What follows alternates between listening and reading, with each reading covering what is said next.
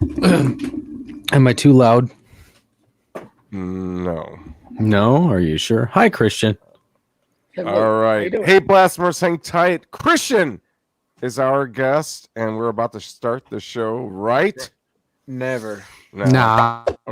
Hey, Blasphemers. Welcome to Simple Blasphemy, where we have the best times with the worst topics. We're three friends that discuss everything and nothing, from wacky headlines to games and trivia. All subjects bizarre and risque are on the table. Our weekly guests range from friends, musicians, and artists to professionals in a variety of industries. We go live on Facebook and YouTube every Tuesday night at 9 p.m. Eastern. Want to support the show? Join our Patreon. You can find it and more at www.simpleblasphemy.com. So grab a drink and join it! It's too late now. This is Simple Blasphemy.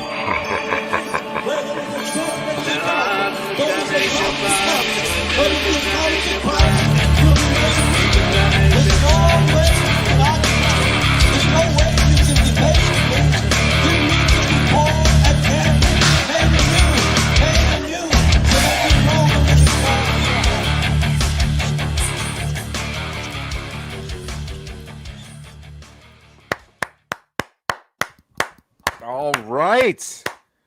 Welcome to the Simple Blasphemy podcast, all you blasphemers out there. My name is Zach Ward, and I have here with me always Andrew.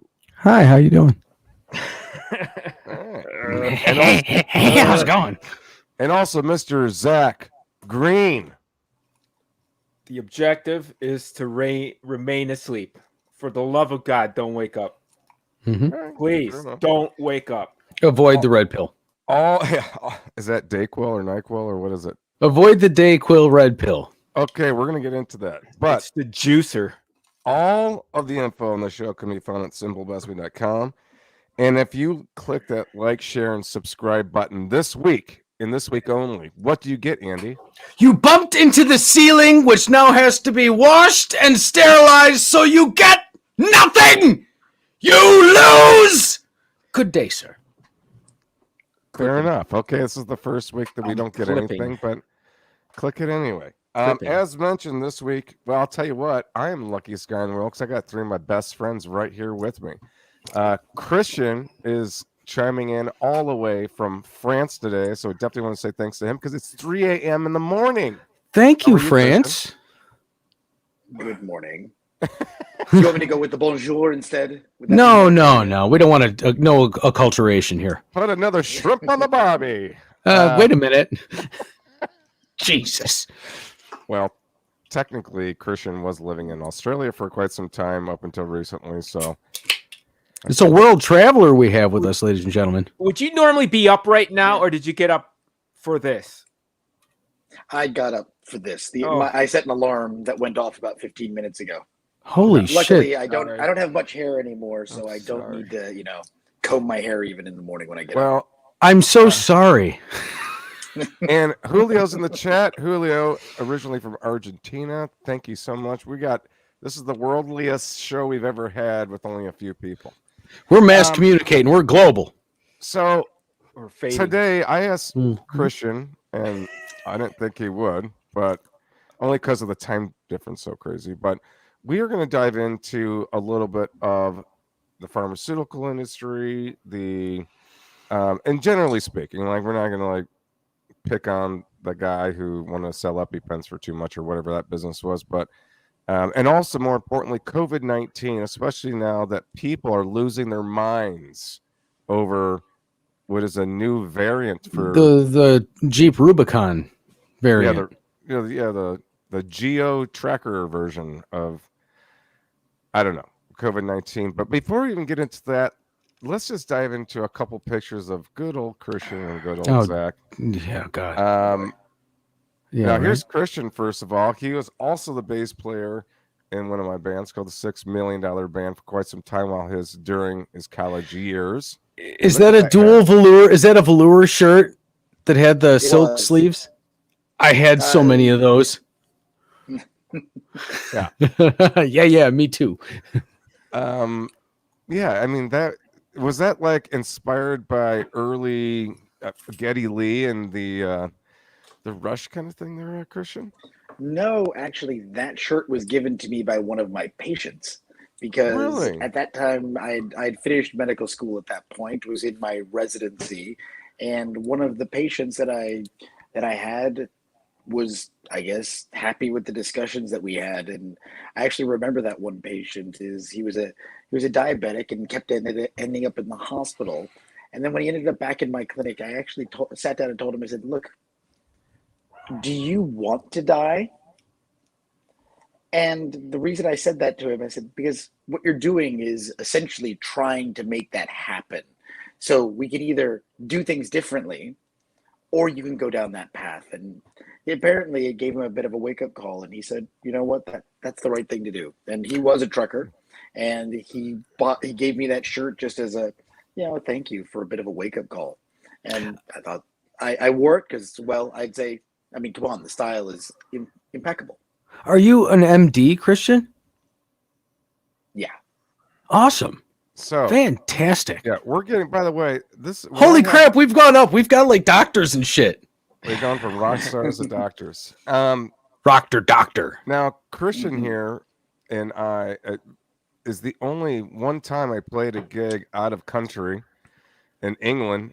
It happened to be his wedding, and he happened to ask the band to let us actually do it. But nonetheless, we played a song together in Mother England. So that was pretty awesome. Is there a video? No, I don't. God. Maybe there was. I don't know. Dang. Did you? I don't think so. No. I think we were going for the old fashioned look because we were in a castle at the time, as you recall. No cameras allowed.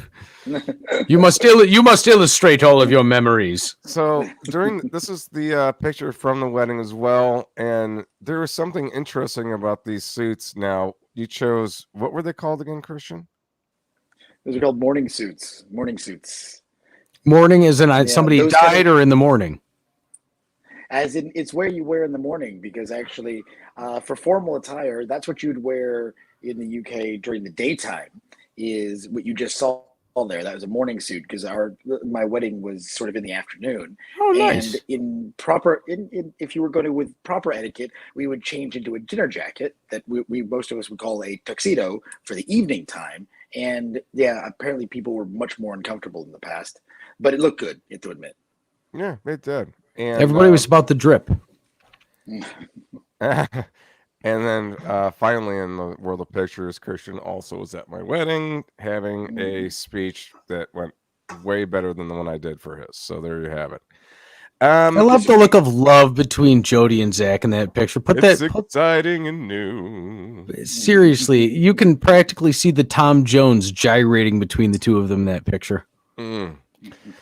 Were you marinating in Listerine?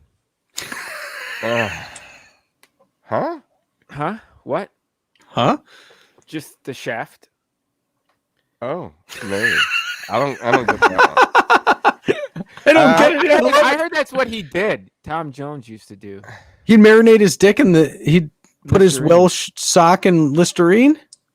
Yeah, he marinated in Listerine. So people would say that those who would partake. It had something to do with Okay. All right. So let's get serious here. I'm looking this up right now. Please do. Please don't do it. From the doctor in the crowd. Please don't do that.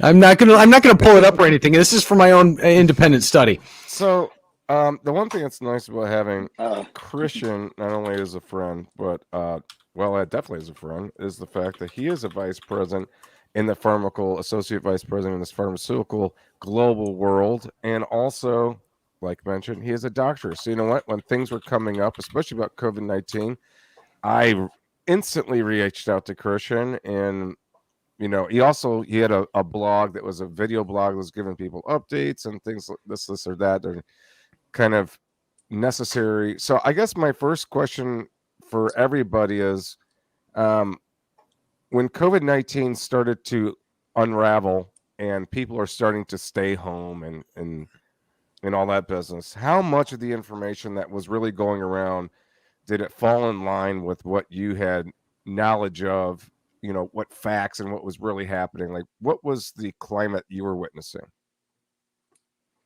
Well, first of all, just as a disclaimer, I'll say I'm speaking on my own behalf at this point, not on behalf of any organization or anything like that. But I'll say that That's a doctor. Yeah. No, that's good. No, I'm just being honest on that one. But I would say information that has been made available, it really depends on where you look. I hate to go down to the X-Files bit. The truth is out there, but it's really depending on what it is that you look at. I would say early information was it was scant simply because we didn't know. There's a lot of stuff. We have this feeling that scientists and everybody understands everything that's out there. Well, things that have been around for a long time, sure. This is brand new. Coronaviruses aren't new. Coronaviruses have been around, for longer than people have, but this one's different. So I would say that the information that's there, if you look in the right place, you can get a lot of information. However, I would have to say that in general, I've always been disappointed from the overall general media standpoint that the information that is purveyed comes with little context and little explanation. So while they'll say things that are true, the people that are listening to that don't necessarily have the background or context to fully understand what is being told to them. And as normal human beings, we fill in the rest with our understandings, our assumptions, and our experiences throughout our lives. However, I guess the big problem there is, unless your background and experience happens to be in microbiology and infectious disease, which I've found out in my life is not common, your assumptions that you're going to make. No, that's not a regular one. No, I know. I realize that, yes, I am the biggest nerd that I know. But what I'm saying there is that that when you try to do that, the assumptions and understandings that people then jump to then become their reality. And one of my favorite quotes, and I forget exactly who said it, it says, one of the beautiful things about science is it doesn't care what you believe, is essentially that people think, well, I think this, that's all wonderful, but the truth is actually over here. One of my friends wore that exact shirt, a shirt with that quote on it last night that I saw. Science doesn't care what you believe. Yeah. That's should be a mantra. So I think that what we need to do is get more people out there that can, without spin, without agenda, just talk about what in the world is going on and what do we know and what don't we know. Because I think one of the greatest things that any scientist or communicator can do is say, I don't know, when they don't know the answer to something. Because, none of us like to say that. And when you're a so-called expert, saying I don't know is hard, but basically talking out of your ass is worse. So and folks, and if this is the first time you've ran into our show, mainly because of the title of the show, we are trying to seek actual information, but we do have a lighthearted approach to it. So don't be too overwhelmed with some dad jokes. Somebody's going to fart. Yeah, somebody's going to fart. Somebody's going to talk about a penis. I promise. Penis. If you do have any questions, though, feel free to throw them into the chat. But before that, coronaviruses, I suppose. What makes that corona variant different than, say, like a flu or something, the measles or the mumps, or pardon me for not saying all the actual viruses, but well, we'd be here an awfully long time if you tried that. Oh, okay. All right, first of all, we hear the term coronavirus. Coronavirus is a classification or a family of viruses that are out there. They're actually called coronaviruses, in case you or your listeners are interested, simply because of the way they look under an electron microscope. Yeah. The spike protein that you've heard about so much, and we'll talk about when it comes to variants, goes around the virus. And when you look at a photograph of it, it looks like a crown. And corona simply means crown. So it looks like a virus wearing a crown. So that's it. Coronavirus. The variants that we talk about here are really down to the spike protein that sits at the end, and the spike protein is called that because, well, it looks like a big spike sticking out of the virus. Sometimes the things are just what they seem to be. Holy shit! I thought there was a lot more to this than that. There's no poetry to it at all. That's like picture pages. It's picture pages. No, there is sometimes, but in this particular case, not so much. It's a relatively simple virus, actually. And how does it differ from things? Well, influenza is for instance, or measles, mumps, rubella, polio, the ones, all the things you hear about that are viruses. They're just different families of viruses. The only thing that they share in common is the fact that they're viruses. And what a virus really is to break it down, is an infectious message. To say that, because they're not alive in their own way, they're not. Their sole goal in their non-lives is to reproduce. I know I say that about, yeah, exactly. In the process of reproducing themselves, they damage you. It's like a compulsive masturbator walking through a mall. To a certain extent, generally that wouldn't kill you. I would imagine not. I mean, the ego would really take a hit. Exactly. So when people think about these things, those things, they're all different viruses. Viruses require many different things for them to work. And then when you talk about different variants and the like, so all these variants we hear about are all part of the SARS-CoV-2 virus. So the real name of the thing that you hear about as COVID, by the way, there's no poetry behind that. COVID stands for coronavirus disease. That's it. Yeah. They just shortened it to coronavirus disease. And then 19, unlike some of the silly things I've heard on TV, is the year it was found. Mm-hmm. It was not number 1, 2, 5 and up to 19. It was the coronavirus disease that was identified in 2019. That's it. So it wasn't a level. So that was just a variant of something that was probably, please correct me, it was out there already.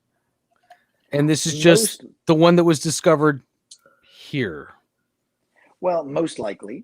That, I mean, as we could say in science, you can never say, sometimes you can't say things with absolute certainty, but there are plenty of viruses out there circulating in nature that are very, very similar to this. Okay. And it looks like this one has made a jump into humans. Some viruses jump back and forth between animals and humans and make changes along the way. Influenza is well known for this. So you remember, you guys have heard about bird flu and swine flu and everything like that. Again, no poetry. That's because it came from a pig or a bird and then back into us. So some viruses have this ability to jump back and forth. So it looks like, in all likelihood, there was a virus similar to what we see here that made a change. That change made it much more adapted towards the human environment, and it spread. Viruses play the, I would have to say, I see what you're thinking. A man-made variant. There's no evidence of that, but that's okay. Maybe it meant like going through a body. In other words, the human altered it, and that's why it's a variant. That's a stretch. Well, the human didn't alter it, because what you can see is, in these cases, is viruses, they play a numbers game. They don't have brains. They don't adapt the way we do to different situations. They come into one cell, reproduce themselves hundreds of millions of times, making sloppy errors along the way. And if one of those hundreds of millions is well adapted to infecting humans, it's the one that's is this host response. No, this is actually natural selection. Yeah. Host response is more down to, I mean, this is natural selection just done on a very, very rapid scale. I mean, we think about natural selection over hundreds of thousands of years. Hundreds and thousands and millions of years. But, a virus can have a replication time frame of a couple of hours and make hundreds of millions of copies. So it just speeds it up a whole lot. And the virus evolves over those replications. Yes. Whew.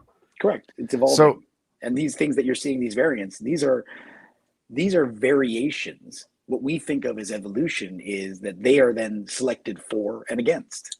And the ones that are selected for become the dominant ones. It's completely procedural. All right. Look at what happened with Delta. So let's hold on. This is.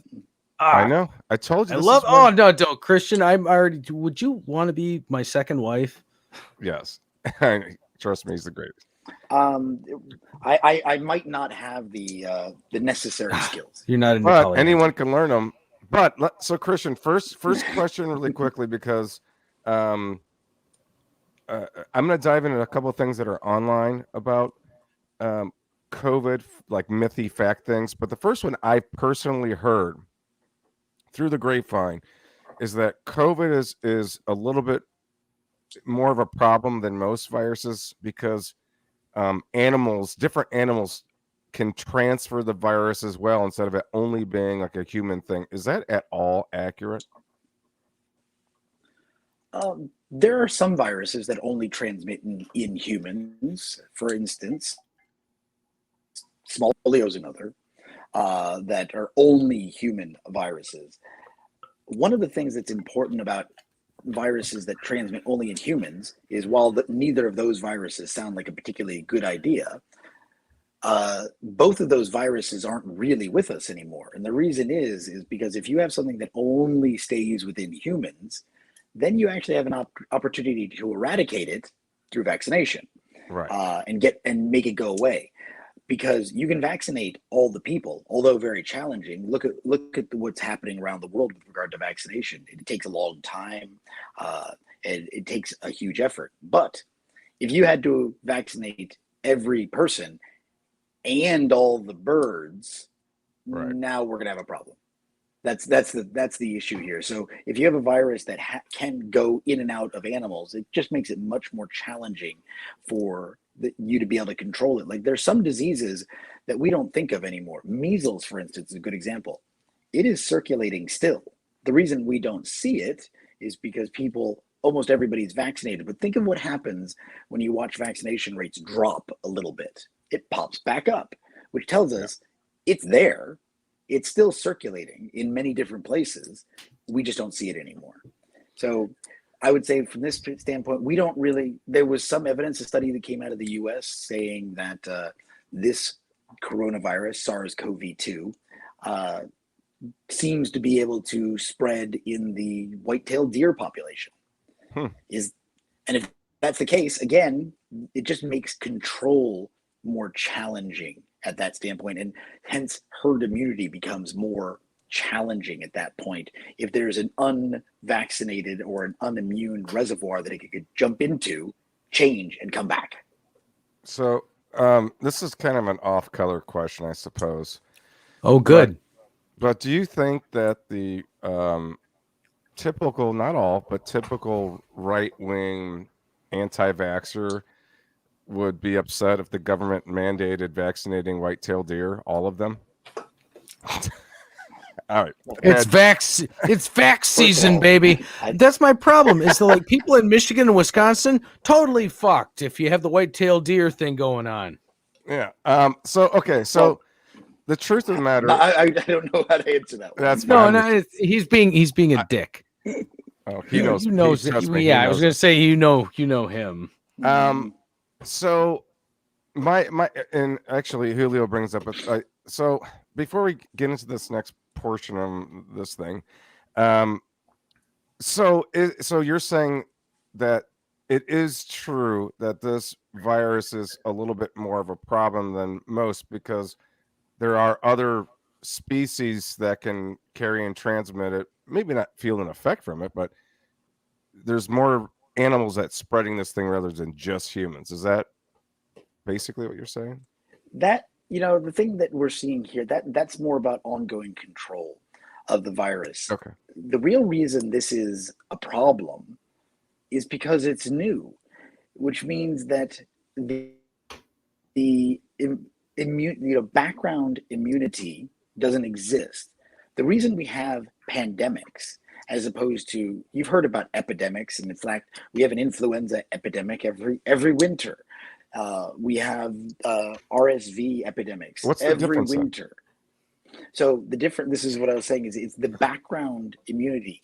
The reason you get a pandemic, and if you cast your eyes back to 2009, when there was the last influenza pandemic.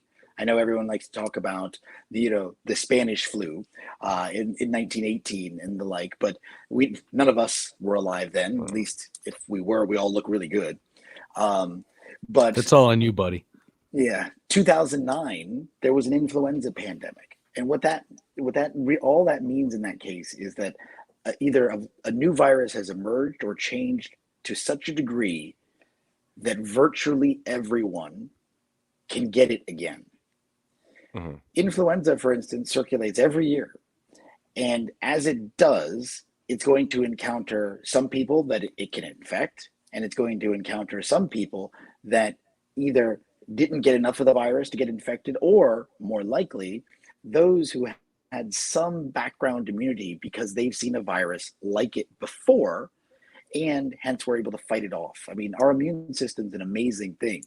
And what it does is, as a virus or bacteria lands in our system, it starts trying to do its thing, which is replicate, copy paste, as you said. In the process, it kicks off an arms race between our immune system and the virus to see who wins. This is the reason that seeing it previously, either through vaccination or infection, means that generally our body is able to mount a response faster than the virus can take over the system. And in that case, when virus encounters a person that has seen something like it before, it can mount a response, and hence not everyone gets sick. Here, we had a novel coronavirus, and you'll remember before they called it COVID-19, they called it the novel coronavirus that nobody has seen. So it infected virtually everybody that got it, and it happened all at once. So that's where you get this is why you get a pandemic. Pan simply meaning everybody in this particular case. So that's where it is. And it's very likely, I'll say, that when influenza first got its start, something like this would have happened. Now, it would have been much slower because as of right now, we know as soon as a new variant is identified, it's already found in 10 countries around the world, simply because people move around in a very different way than they used to. So the novelty is really the key here, because there's no background immunity to protect the population. And hence, if I get sick and I interact with 10 people get sick. This gives you an idea. This gives you an idea of how viruses and immune systems work, at least from what I'm understanding, is because if we're all communicating different bacteria through the air, through interactions, going to the grocery store and stuff like that. And this internet of bacteria between all of these people is constantly updating in the background and inserting itself in places where there are openings. Am I getting that right? To a certain degree. We're talking viruses here. Bacteria are more complicated. No, I mean, than viruses. But, minutia aside, like that. Mm-hmm. That idea that you can have this thing that goes through the human body, that is let out of the human body, that goes into somebody else's human body, and it decodes the entire time. Yeah, we are being exposed to hundreds, thousands, millions of viral particles all the time, from different people, from different things. It's happening all the time, and our immune system generally keeps it under control. So because it's seen things like that before, the doses aren't very good, and we've got a lot of other protections in place. For instance, viruses generally don't infect us through healthy and intact skin. And usually there have to be breaks, or you have to inhale something, or touch your mouth, touch your face, and the like. But yeah, we are exposed to these things all the time. Our immune system is on constant alert, working on different things. It's one of the most amazing systems that we have, and I would say that our understanding of it is good. But the entire show is about it's LSD for understanding how people get infected by stuff. This has opened my mind an incredible amount. All right, so let's get down to one of the big questions, and that kind of circles around this, where did this come from, or what do we actually know about the origins? And Julio, let's see, saying that it was brought to the lab in Wuhan. I got you all in check. A level 4 viral institute in 2012, where it was studied. The reason it's a problem is because it was brought out of a cave in southern China and taken to Wuhan. Does this at all, the markets in China where animals carrying the basically wet markets, I think, is any of that jiving on? Is this bullshit, Christian? What is this? People talk about this all the time. I guess people can often play on things where you can say, can I tell you for sure that this was not no, can't. No, I can't say anything for sure on that one. I can say that the new data that's coming out suggests that while Wuhan was the first outbreak of the virus that we identified, there were likely lots of cases sitting around prior to that. The market in Wuhan, where the first cases were identified, while people did jump to the fact that it is an open air market, the kind that you do see in Asia and the like, but it's also a place where people congregate. So it's probably even more likely that what we saw there was a cluster simply because an infected person walked into a crowded area. Now, where did that first person get infected? It's hard to say. Really. Patient zero is a hard thing to pinpoint, right? There's very few things where we can actually pinpoint patient zero down to, because the more you look into it, it's hard to see. And the thing is with this, especially with this particular coronavirus, what you actually see, if you go back to the history there, is, first of all, there would have been a lot of people infected that didn't know that they were infected, because coronaviruses, for instance, I hate to say it, all of you have been infected by coronaviruses before, because it causes seasonal colds, different coronaviruses. Okay. So they're out there and about. So there'll be people that were probably infected with the precursor of the COVID-19 that we see now, that had colds and illnesses like that. Hard to say. And in fact, what you saw in the early days was it wasn't very, very transmissible. It didn't, you'll recall that it took a while before you heard about community transmission and all these different things, because the virus was adapting in real time. So where was the first one? Did it come from a lab? Probably not, in all honesty. Are there people studying coronaviruses in labs all around the world? Well, yeah, there are, obviously, because the only way we know anything about it at all is because of the work that's being done. I'll let you know the reason why the coronavirus vaccine was able to be developed so quickly is because they'd been working on a coronavirus vaccine from the first SARS outbreak. The one thing we don't think about is this is actually the third coronavirus outbreak like this. There was the original SARS, which was that happened in Asia, a couple of decades ago. That was first called SARS, which, by the way, is a severe acute respiratory syndrome. I mean, again, sorry, Acronyms. There's nothing more poetic than that. No, nothing more poetic than that. And then there was MERS, which was Middle Eastern Respiratory Syndrome. Again, all coronaviruses like that have popped up before. And people started studying them. People started developing vaccines to them, but they sort of fizzled out. Hence, they didn't have to do anything. The thing that was unfortunate, this one didn't fizzle. Yeah. This one kept going. It sizzled. Yeah, exactly. Because when a lot of, first off, you're a conspiracy theory guy. I mean, this is right up your alley. I mean, this is like fresh fruit. It's neat, fun, and exciting. But is there at this point, especially really only because you're saying we've been dealing with coronavirus variants of some sort for decades, there really isn't a big reason to find out where patient zero really ended up coming from. It might be just a needle in the haystack anyway. And where does that get us? It gets us nowhere because it's already mutated so many times. And is that somewhat? I mean, I would say that we always want to know where it came from, because the only way we're going to learn to protect ourselves in the future is to understand our past, which means that if we can understand how this happened, we can look at how it can be possibly prevented in the future. So it's important. But if we were able to find patient zero in the original SARS-CoV-2 virus, from a control of pandemic point of view, it would be useless because it would be very, very different than what's circulating now anyway.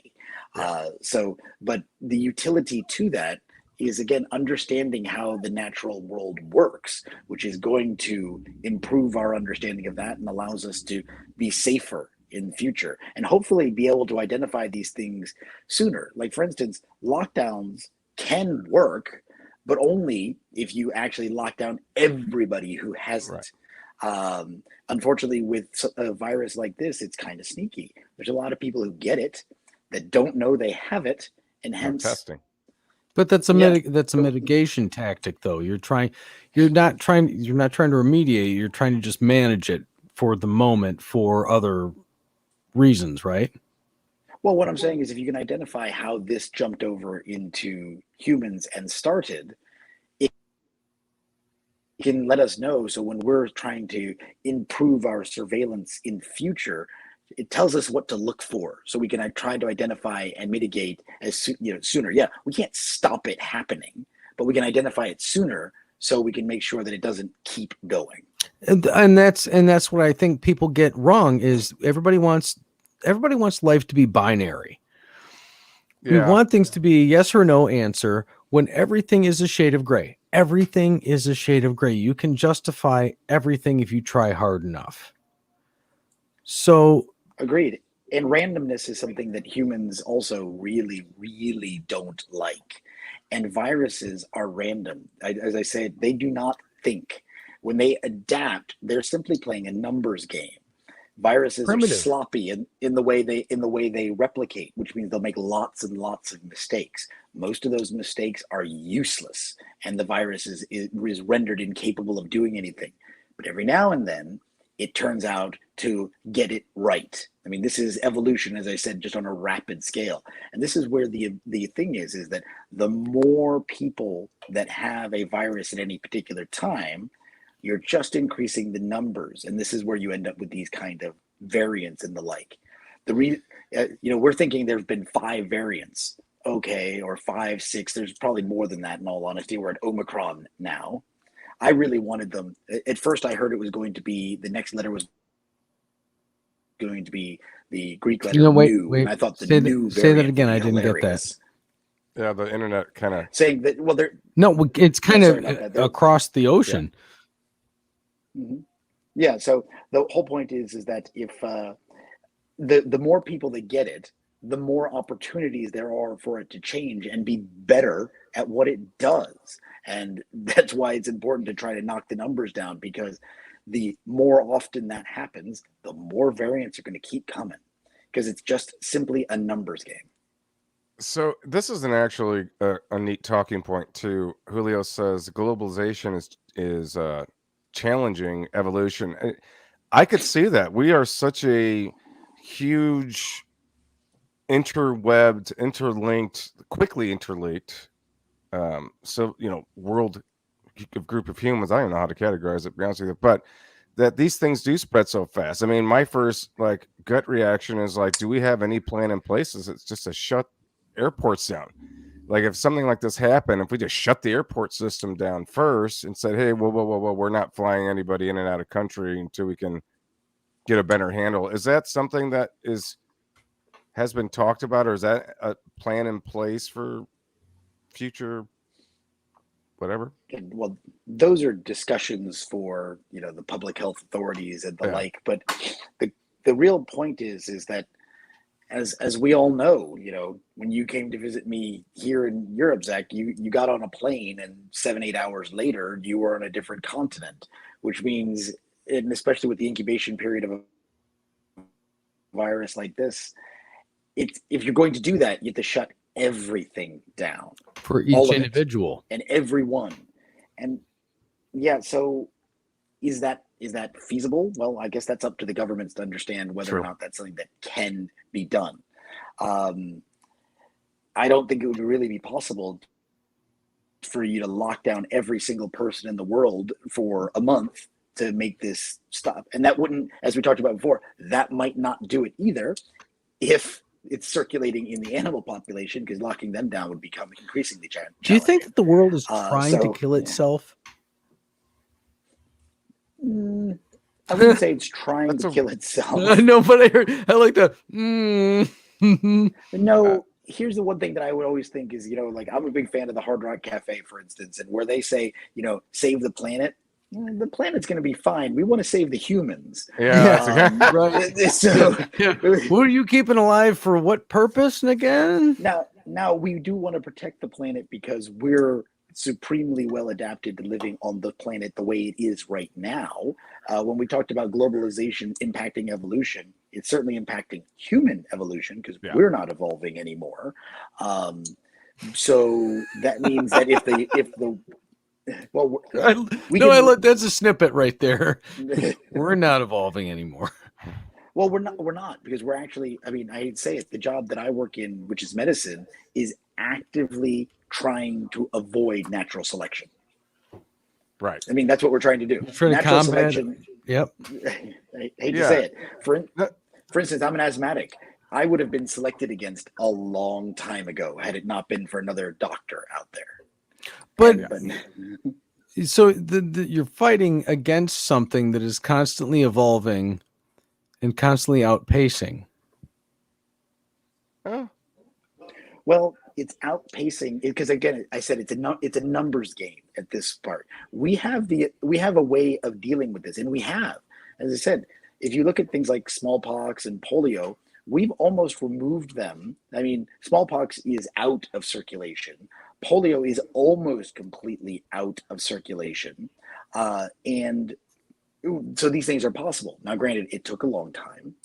And you might find an interesting anecdote that it's this whole finding a virus in some faraway land and then bringing it back home is not a new story. For instance, the wonderful disease syphilis only existed, and you guys will love this, in North America. And actually, one of the guys on Columbus's crew brought it back to Europe. Prior to that, there was no syphilis in Europe. Syphilis, tumors, isososis. It was a swap of syphilis and smallpox, right? I give you this, dude. Give me that. Exactly. Well, in fact, you want to suffer? I want to suffer. You don't want to be around people? I don't want to have sex with people. It's fine. I coughed on you, and I had sex with your sister, and now I'm in trouble. Well, I was coughing on her. Yeah. So really quickly, only because it is kind of a hot topic on that thing, and this was a little bit ago. This can't blame Christopher for being quick to bat down the lab theory. No practice MD would risk their career by pointing a finger at the most plausible source, which happens to be the personnel in the lab. And I guess the other thing was it's not so hard to imagine a personnel in a lab being affected accidentally, and maybe that could have happened too. Who knows? Maybe somebody got infected in testing and making a virus in the lab, and it got out that way. Nobody knows. But what do you say to that claim, though, Christian? The point is it possible? Yes. Yeah. Is it likely? In my opinion, no. But that doesn't. Unlikely things happen all the time,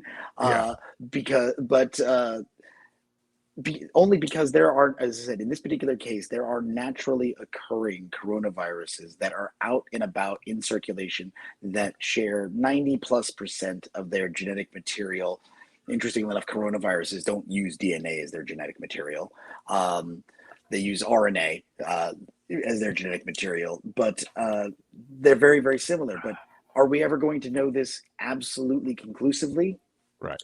It's really hard to say. And again, the importance of it, and I think some people want to assign blame.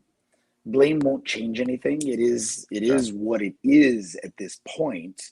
I think the more thing is to understand if there's anything that we can do differently to try to avoid this in future. Because, you know, while this is, they say once in a century, while that's hugely, this is a big deal for us because we're unlikely to be around for the next century when this rolls around.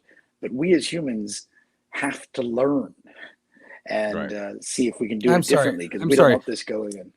This doesn't make sense because it's not 1 or a 0. Where are we going with this? We can't reach like an intermediary because I don't understand that middle shit that we need to like come together on. That's learning, Andy. Give just a little bit. Yeah, you have to care. You have to care like just a little bit for this shit to actually work. I couldn't agree with you more though, Christian. Yeah, and I'll tell you what, this is like the fastest episode we've had because seriously, like please sign the contract and come back on. I don't give a flying fuck if you have to wake up at 2:45 to wake up at 3 a.m. to come on here. Well, awesome. We'll work something out. But here, Jeff, my pal Jeff says, when do we learn to live with it? And when there's no possibility of locking down everyone, even if we mandate a vaccination, there still will be some holes of people who do not comply. Especially there's always religious loopholes and things like that. Assholes. Well, I mean, hey, if someone's convinced that that's their thing, it's not. They're not. Yes. They're not informed. Maybe. Please be. So aside from that, yeah, this whole lockdown thing and people and. The reason why I had asked Christian come on, and I had a reflection from when there was 3 different choices of vaccinations in this country here in the States, and I called Christian up and said, hey man, I want to get the vaccination as soon as, you know, they basically call my number. Is there a vaccination that I should choose over something else? Does one not work? And Christian said, not to put words in his mouth, they're vaccinations, they all work. It's just everybody should be vaccinated. I mean, do you still kind of stand by that statement? Everybody should. I mean, consult your doctor first. Let's put it that way. I mean, you might have. Absolutely, there are some people who can't get vaccinated for one reason or another, and I think it's hugely important for us to understand that. For some people who can't. There are some people that even if you vaccinated them, it wouldn't do anything because their immune system is hampered for one reason or another, and they're the most vulnerable ones. I lost a friend of mine to COVID that way. She had multiple myeloma, which is a cancer of the blood, essentially, and her immune system was destroyed, and she caught coronavirus and she died. So even if she'd been vaccinated, it wouldn't have mattered, because she wouldn't have been able to mount an immune response. So, I mean, this kind of stuff happens. With regard to the vaccines that are available now, all of the ones that are commercially available have gone through the same rigorous studies and testing as any vaccines that are out there. So the thing is, consult your healthcare professional, make sure that, you know, your particular situation is looked into. But I'll say this, I've been vaccinated now 3 times because I got my primary series and my booster vaccine not that long ago. Boost! I had COVID last October. I'm on my 1-year anniversary too. Yeah, so there we go. I recall quite well. I moved to a new country, and one of my welcome presents was COVID. It was lovely. Did you lose your taste and smell? I did. That was the first symptom. I then got ill afterwards, but yes, that was the first one that happened. Is I stopped smelling anything and things. November to but June. I guess the point for me. Yeah, my wife still has some issues associated with this, and her taste is still coming back in strange ways. Because, I mean, it's part of the thing. If we want to talk about how coronaviruses actually attack your system, there's actually a very good reason for why that happens. But I guess the point that we're saying is that when we look at control of infectious diseases throughout history, vaccination is by far our best option. Now, again, speak. I'd ask anybody here listen to speak to their healthcare professional, but I'll let you know most of them are going to say, you know what, go get it. Are because essentially any of these kind of things in any pharmaceutical treatment, any vaccine is all about risk benefit in all honesty. And are there any risks associated with taking vaccines? Well, there are. They're very, very tiny. And the risks associated with coronavirus are much, much larger. So we have to take a look at that. I mean, for instance, we take our lives in our hands every day when we go get in our cars and drive to work. Yeah. But that's a risk benefit that we've chosen to take. And this is another one. I guess the problem here is we have difficulty because most people don't have the full background and understanding of it. We have difficulty making that conscious choice. So we have here Mr. Zach Green, who got the virus in March. He was an OG, possibly one of the people that actually altered it within his body. He's patient 1.2. Right over here. Green, and he'd rather not be pointed to. Yeah. Green. He's like, leave me the fuck alone tonight. Yeah. What? Are you, I mean, supposed to do anything? Yeah. I mean, well, you know, I always like to give you the opportunity. Usually have like the zinger question. Got nothing, man. Nothing today? Nope. Let's Glad see you're here. Let's see where I'm at. So as it relates to, see, my mom, who you know, Margie, refuses to get vaccinated. Refuses to get vaccinated because of just conspiracy theories. She has gone so far as telling me that there is a microchip that's getting inserted into your body that tracks you. And then I asked my mom, you know, you're talking on a cell phone right now, right? She didn't realize your mom, that she voluntarily tracks. Oh yeah. The cell phone that you're paying for people to track you. Why in the world would people think a government would want to put a hidden microchip in people? Is that it? Is that a joke in the community? Is that a real thing, or what's the scoop on? If it's Dennis Quaid, I'm okay with it. I would have to say that we step away from the realm of science at this point. Now we're getting into psychology, and I would say that from my experience in that one, people's own sense of their importance is really overdone. People have this feeling that they're so important and interesting that people are going to wish to follow them. For instance, people say that, you know, well, people could track what you're doing, Christian. I'm like, you know what? Go ahead. You're going to get bored real quick. Okay, that would be my thing. But we're all entitled to, you know, privacy and all those kind of things. But again, why would you do that? Why would somebody wish to do something like that? And I would say that the thing about vaccinations it's not just about you. Okay. There's a great thing is basically saying my Take freedom your head to out of your ass. Well, I'd say my freedom to swing my arms around ends where your face begins. Yeah.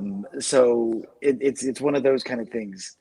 If it's only just about you, then you can make your own choices. I believe in that. If people have beliefs or choices that they want to make that only affect them, go for it. Have fun. Yeah, no harm to other people. Mm-hmm. Yeah, no but harm. if you're gonna do it, if you're gonna make a choice that's going to affect other people, well, then also take a look at that. But the thing I would say on many of those kind of things is, and the problem with conspiracy theories, of course, is that lack of evidence is taken as evidence. Right. And you can't fight against that, unfortunately, because here's the biggest thing is in science, you can't prove a negative. I mean, Bertrand Russell, the famous English scientist and philosopher, came up with his idea of Russell's teapot many, many years ago. I encourage everyone to go take a look at it, because what he did is he posited that there is a very small teapot orbiting the sun between the orbits of Earth and Mars. And he says, prove me wrong. Mm-hmm. Okay, so obviously he doesn't actually believe that. It's essentially trying to show that when you sit there and say, well, prove to me that there isn't a a tracking device in the vaccine. That's a See, mega. that's It's a mega metaphor. I was like, that's not how that works.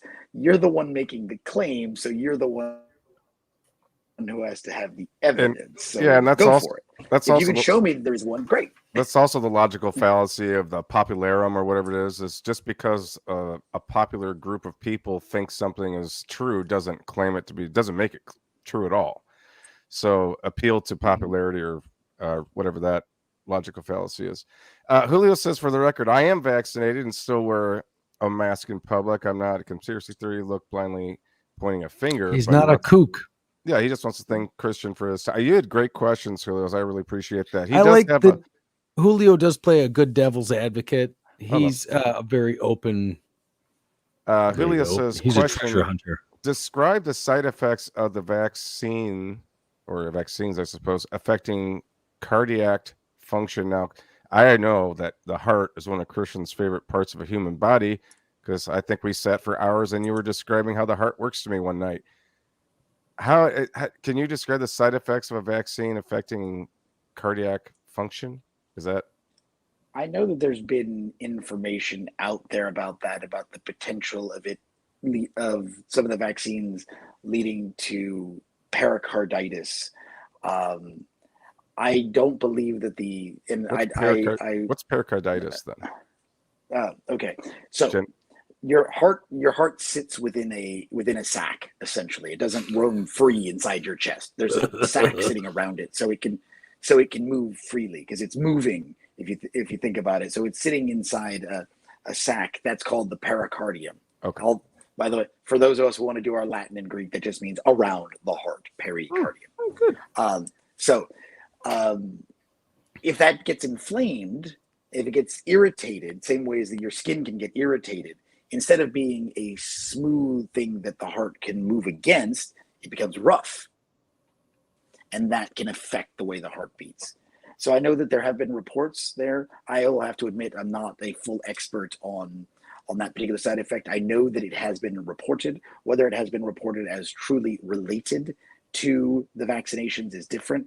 It's very hard sometimes in these things when you give things to millions and millions of people over a short period of time. Things are going to happen that may or may not have anything to do with the vaccine. So I'll have to admit on that particular one, I don't have all of the information. Now I feel the strong need to go find out though. I can't deny the good swing though. That was awesome. Yeah. Anybody else have the explanation was very thorough. It was very knowledgeable. Why can't we have this?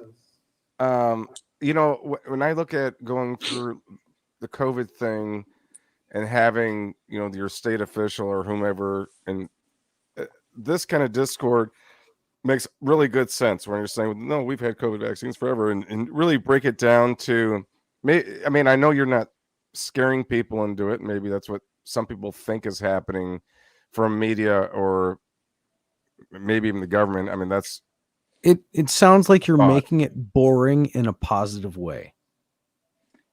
Well, you're normalizing it. That's normalizing. Yeah. Boring is not the worst thing I was called today, so that's excellent. No, I'm not calling you boring. I'm calling your description boring. I'm calling the work you put into the description, actually the thing that you're really putting into it, boring. Yeah.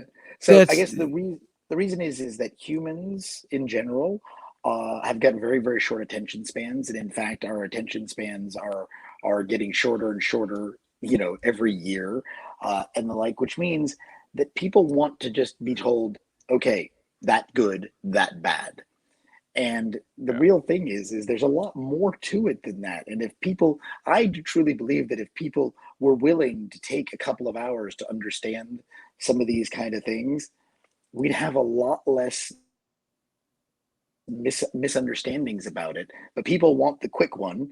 They don't want the boring one, because let's face it, the fact, trackers in your vaccines is much, much more interesting than what it really does. But it's still not true, but it's much more interesting. from that standpoint. So I think that people need to ask questions, and I think that your listener that was asking questions are great.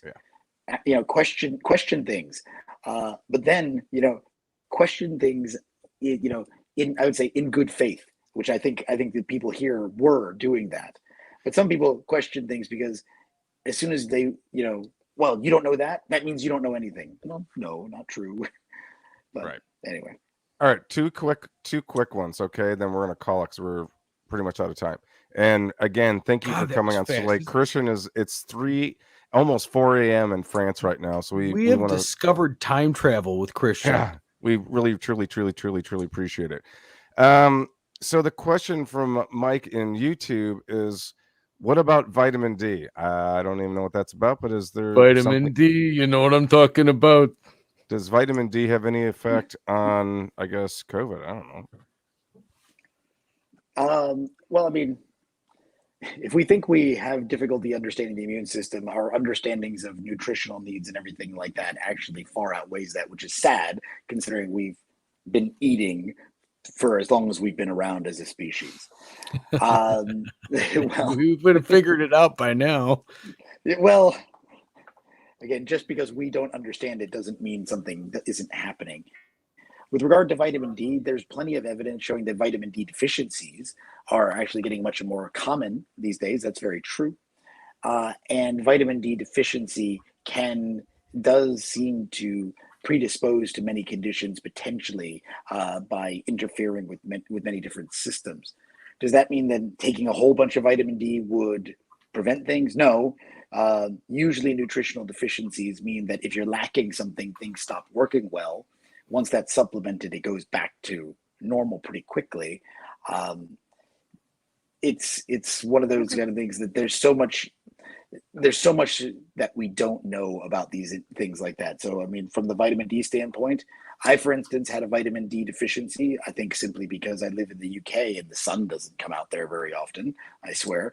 And I had a bone fracture in my foot because of it. I took a vitamin D supplement and it went away. Okay, so that's not the question that was asked, but these things happen. All right, last question, and this is now we're off topic and back into music. Julio's last question: what is your favorite bass line in a song? Round robin, everybody do it. Favorite bass line in a song? Well, I'm going to have to go with YYZ by Rush. Yeah, I mean, I probably would have guessed that. Andy, do you have one then? Groove is in the heart. Okay. Green. What? Favorite bass line ever. Probably nothing Michael Anthony did. Running with the devil. Boom, boom, boom. Nah, probably Jerry was a race car driver. Oh, jeez. Okay. I wish we could set like how we sing lines from a song as our password. Yeah, I would say for me would be Something by the Beatles. If you listen to that bass line, it literally, if you took that out of that song, it would be nearly nothing to me, at least. I don't know. Paul McCartney called for you. Yeah, and Paul's probably listening, so if he wants to come on the podcast, we'll consider it. I do like the bass line to Silly Love Songs. Yes. With an echo here. I'd say what is incredible about that is that it's so simple, you know, and if it stands by itself, it doesn't seem like it really goes anywhere. It's timeless. You know, I'm probably going to get fired. I'm probably going to get fired for mentioning this and stuff, but I mean, it's one of my favorite bass lines. I just think it was a bass line that was written that worked with the song. Sure. Fair enough. Well, even as a bass player, one thing I'll tell you, Zach, that most bass lines don't work outside of the song. So unless you're like Victor Wooten, who can carry the whole show by yourself, most bass lines don't sit well outside because everyone's like, can you play me oh, there's your bass. Can you play me a song I know? I'm like, I can. You're not going to recognize it though. But I can tell you if you took it out of the song, it's unless it's Groove is in the Heart. If you that one's a good one. You play that, everybody's gonna go, yeah. Yeah, R&B might I don't have the outfit. I don't have the outfit to pull off a Bootsy Collins song, though. So it is 4 a.m. in France. We got to let this guy go. I want to thank everybody in the chat here for hanging out here today. Next week, let's see, what do we have? I believe it's Amanda back on. I'll believe it when I see it, Amanda. Yeah, we'll see if that happens. Christian, I love you. I don't care. You're one of my favorite humans. He is. I hope that I get to go to England for work next March for the next Birmingham Guitar Festival. They've already reached out to us for it, and if so, I'm gonna make something happen. Christian, I don't know you, but I kind of already love you. He is. Well, thank you. What are you actually doing out there? I don't think we asked that. Are you in France? Right now? Yeah, I mean, you don't live there right now, do you? What do you parlez-vous in Francais? I live. What do I speak about? Yes. Sorry, that's no. I live in London, and my office is here in France. Oh, okay. The headquarters is. Yeah, so I'm here for work. Okay, gotcha. All right, so hey, folks, in this wonderfully gorgeous hotel room. Yeah, looks nice. I know the vent up there. I was like, oh, he's got to be in a hotel room. Yeah. Once again, Christian, thank you so much, folks. We hope to see you next week. Thanks once again, everybody in the chat. And Christian, hang tight for 2 seconds, and we'll see you next week. Oh.